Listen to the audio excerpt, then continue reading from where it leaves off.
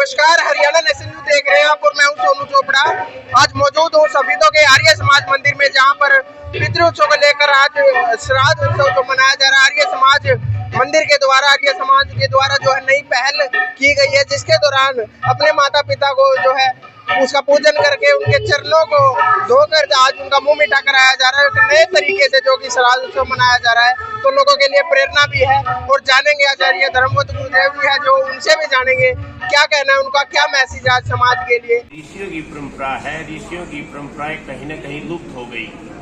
वेद की परंपरा जो लगातार सृष्टि जब से रची गई है, जब से आज तक चली आ रही थी, बीच में ऐसा व्यवधान हुआ कि वो परंपरा टूट गई। तो आज हमारे समाज में उस परंपरा को दोबारा जोड़ने के लिए मातृ देवो भव, पितृ देवो भव, अतिथि देवो भव का जो नारा है, वसुदेव कुटुंबकम की जो परंपरा है, उसको हमने दोबारा लागू करने के लिए आर्य समाज सभीदों ने पहल की है। हरियाणा में सबसे पहली बार एक कार्यक्रम हुआ है। इसमें आज बच्चों ने जो प्रतिज्ञा की है कि आज मैंने अपने पिताजी के पैर धोए हैं, पैर छुए हैं, मैं आज जीवन अपने माता पिता के पैर धोऊंगा, पैर साफ करूंगा, अर्थात उनसे आशीर्वाद लूंगा। अब श्रद्धा की बात है, श्रद्धा कहते कैसे हैं? श्रद्धा पूर्वक माता पिता का पूजन करना, उनको प्रसन्न करना, ये श्राद्ध कहलाता है। तर्पण क्या कहलाता है? माता पिता खुश होकर के अपने बेटे के व्यवहार से, अपनी बहू के व्यवहार से, और उनको आशीर्वाद देते हैं कि बेटा दूधा नाओ पूता फलो। ये परंपराएं कहीं कहीं लुप्त हो गई हैं। आज बच्चे माता पिता के पास बैठते नहीं, उनका सम्मान नहीं करते, तो फिर माता पिता क्या उनको अच्छा आशीर्वाद देंगे? वो भी चाहते हैं, कोई तो माता कह देती दुखी होकर के, अरे बेटा मुझे ये पता होता तू ऐसा निकलेगा, जब तू पैदा में तभी तेरी गीटे में उठा देगा, तुझे मार देती। कितनी दुर्भावना से निकल रही है। और समाज के अंदर वो परंपरा दोबारा लागू करने के लिए कि माता पिता सम्मान कैसे होना चाहिए, ये आर्य समाज सभीदों ने पहल की है। हम इसकी सराहना करते हैं। आर्य समाज के जितने भी पदाधिकारीगण हैं, उन सबको साधुवाद देता हूँ कि उन्होंने हमारी बात को सुना और इस कार्यक्रम को किया।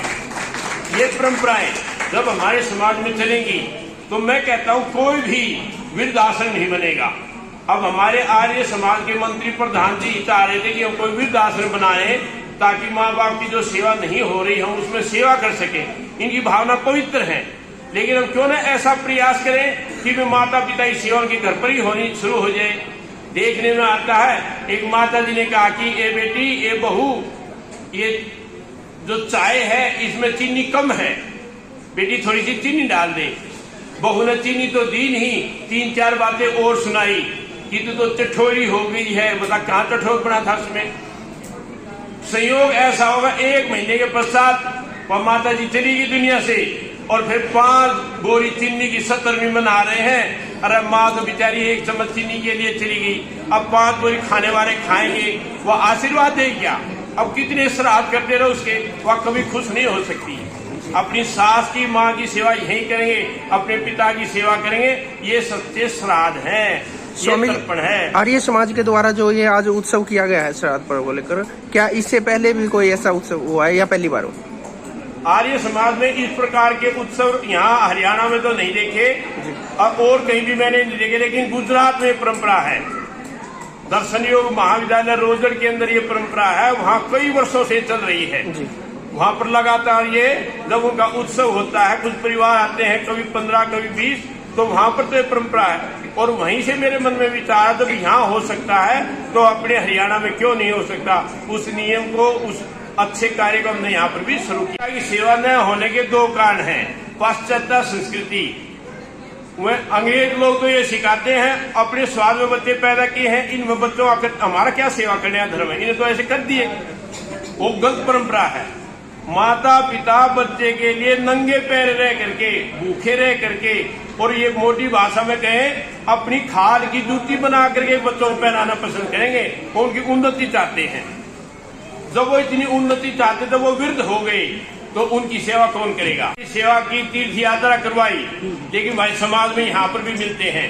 एक जगदीश अध्यापक जी गुरुकुल कालवा के स्नातक रहे हैं, मैं उनके पिताजी से मिला हूँ। उनके पिताजी ने कई बार कहा है, अजी श्रवण कुमार का नाम तो सुना है, पर मेरा बेटा श्रवण कुमार से कम नहीं।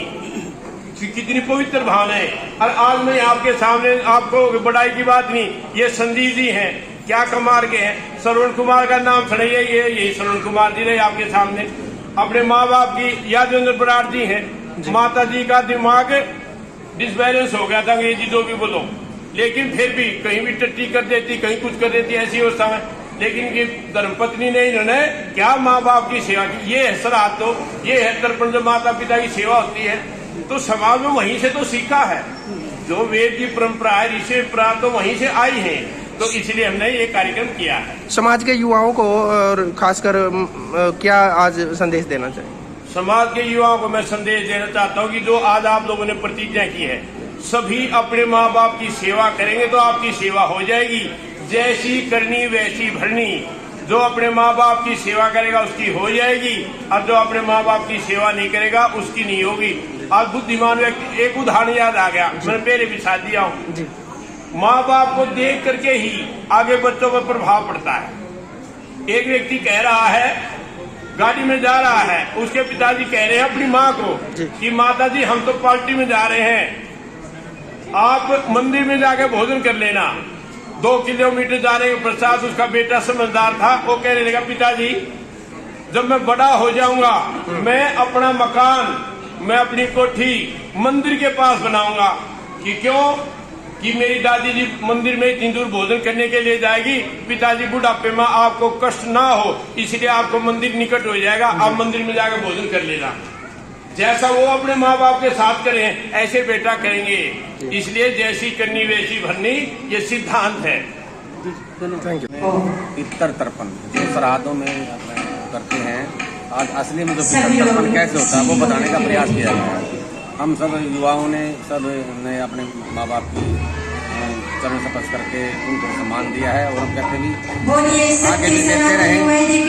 और ये हम अपने माता पिता पर कोई ध्यान नहीं करें, हम अपने आदत को सुधारने के लिए, ताकि हमारे बच्चे भी सीखें। मैं तो सब युवाओं को सबको ये कहता हूँ कि कम से कम अपनी सेवा करवाने के लिए ये काम करें, अपने माता पिता की सेवा करें ताकि बच्चे देखें उनको।